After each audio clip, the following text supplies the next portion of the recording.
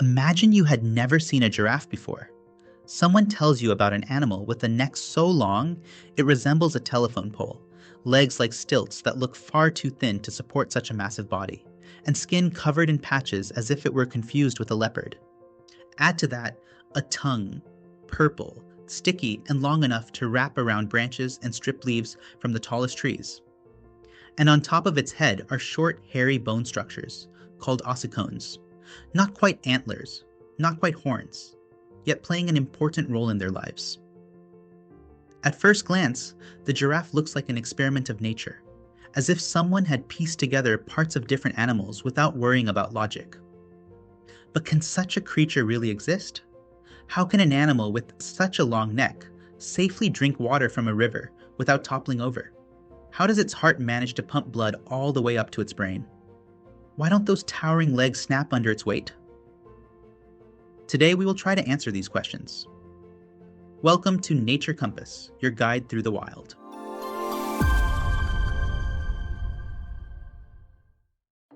When people first look at a giraffe, the one feature that immediately captures attention is the neck. Towering above every other animal on the savanna, it seems almost too long to be real. One might assume that such a neck is built from dozens of bones stacked on top of each other. Yet the truth is more surprising. Giraffes, just like humans, have only 7 neck vertebrae. The difference is that each vertebra is stretched to extreme proportions, sometimes over 25 centimeters long, creating a structure that can reach more than 2.5 meters in total. To put that in perspective, the neck of a single giraffe would not even fit upright inside the average height room. But why would evolution produce such a bizarre feature? The answer lies in survival. On the African savanna, food can be scarce. Trees are spread out, and many herbivores compete for the same leaves and grasses. By evolving a neck so long, giraffes gained access to a food source that few others could reach: the fresh, green leaves growing high in the canopy of acacia trees. While antelopes and zebras nibble at the grass below, giraffes calmly browse several meters above the ground, enjoying a meal without competition. Over countless generations, natural selection favored those with longer and longer necks, until the giraffe became the towering browser we know today. But a neck so extraordinary brings its own set of problems. A head sitting far above the heart means pumping blood upward is no simple task. In fact, the distance from a giraffe's heart to its brain can exceed 2 meters, something that would cause most other animals to faint from a lack of pressure. To overcome this, giraffes evolved one of the most powerful hearts in the animal kingdom. Weighing up to 11 kilograms, it is built with thick muscular walls that act like a high-pressure pump, generating nearly twice the blood pressure of a human heart. Without such force, the brain would never receive enough oxygen to function. But high pressure alone would be dangerous.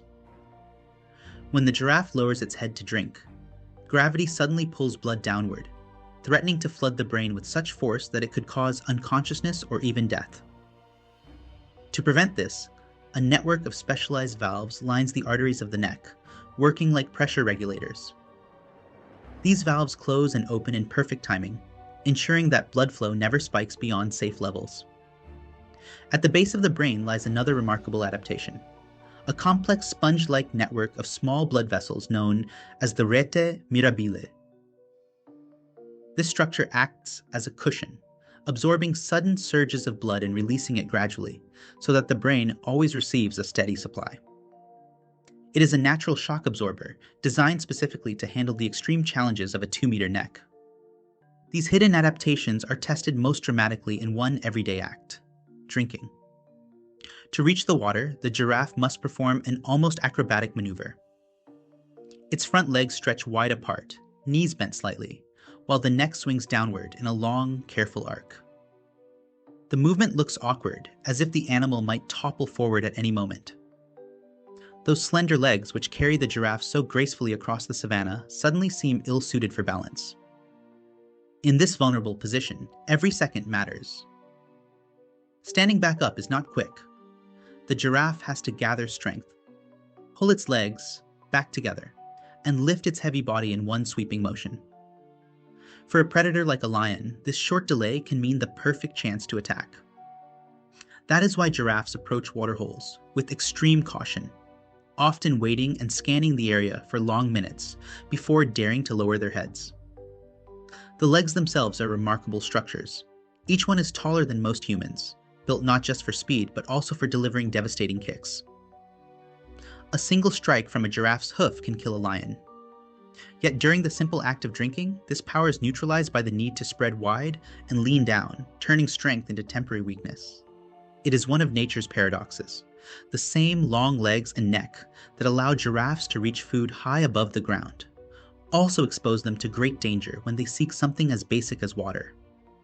And yet, the neck is more than a tool for survival. It is also a weapon, central to one of the most dramatic behaviors in the giraffe's world: combat between males. These battles, known as necking, are both a display of power and a contest of endurance. When two males face each other, they swing their long necks in wide arcs, using their heavy skulls as sledgehammers. On top of those skulls sit ossicones, short, skin-covered bone structures that may look harmless but act like blunt clubs. Though not sharp like horns, their solid bone cores make every strike more punishing, capable of leaving bruises, cuts, or even fractures. The impact can be so loud that it echoes across the savanna, a deep thud of bone against bone that leaves no doubt about the force involved. Necking is not always a full-scale fight. Sometimes it begins as a gentle sparring match, almost like practice. Young males often engage in this lighter version, learning technique and testing their strength without serious consequences. But when dominance or mating rights are at stake, the intensity rises dramatically. The combatants circle each other, muscles rippling under their spotted coats, and then unleash powerful swings that can leave deep bruises or even knock an opponent off balance. Victories are not always about sheer strength. Balance, timing, and stamina all play crucial roles. A giraffe with a longer, heavier neck has the advantage of greater momentum in its swing, but it also needs the endurance to keep striking while withstanding blows from its rival. Fights can last minutes or drag on for hours, with pauses between rounds as the animals size each other up before charging again. The winner earns the right to mate, ensuring that his strength and resilience are passed on to the next generation.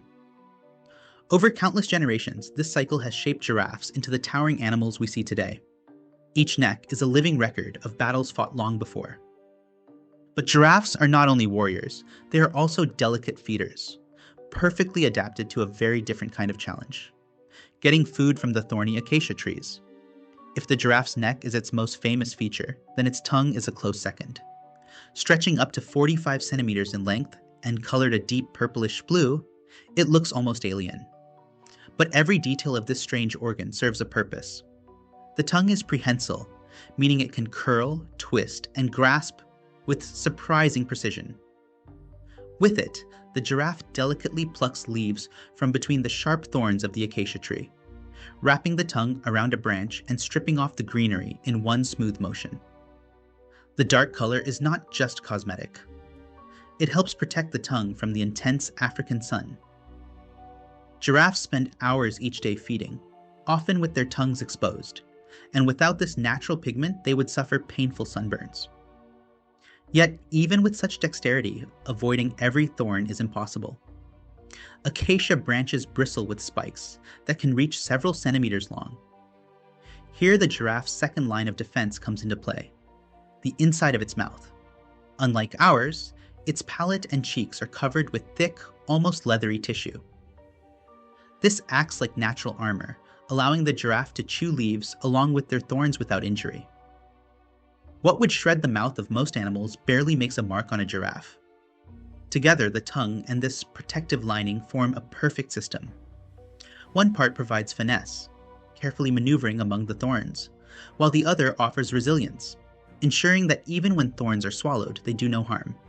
It is this unique combination that allows giraffes to exploit a food source that many other animals avoid, giving them exclusive access to the leafy canopy of Africa's tallest trees. These feeding adaptations, along with their long necks, towering legs, and even their strange tongues, all combine to make giraffes unlike any other creature on Earth. Their bodies may seem bizarre, but every detail has a purpose, and every adaptation fits perfectly into the rhythm of the savanna. Their long, majestic necks sway like living towers above the grasslands, each step slow and deliberate until, suddenly, they break into a gallop. Watching a giraffe run is like watching grace, stitched into impossible proportions, legs stretching forward in great arcs, necks rising and falling in rhythm with the earth. For a moment, it feels almost unreal, as if the laws of balance and gravity had been bent to make space for them. And yet, for the first people who only heard stories of giraffes, these creatures seemed unbelievable, too strange to be real. Today, we know them well. We can observe them in the wild, admire them in zoos, and study every detail of their biology. They are real, even if part of us still finds it hard to believe. In their difference lies the very essence of nature. Every species takes its own evolutionary path, shaped by challenges and opportunities no other creature faces. The giraffe's path led to height, elegance, and strangeness, a reminder that life thrives not by repeating, but by diversifying. And perhaps that is why they still feel so extraordinary, because in their uniqueness, they show us the boundless imagination of evolution itself. So, if an animal this strange can thrive, what other unbelievable creatures might still be out there, waiting to be discovered? If you'd like to keep exploring these mysteries, hit subscribe and join the journey. After all, nature always has another surprise around the corner.